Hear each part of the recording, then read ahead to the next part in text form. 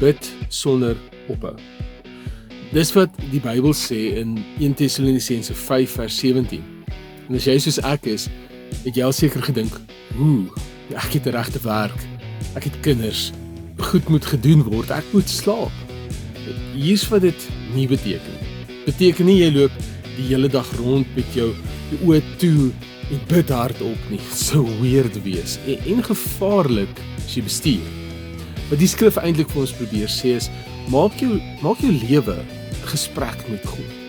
In plaas daarvan om al jou gebede vir een tyd van die dag te spaar, praat met God deur die loop van jou dag.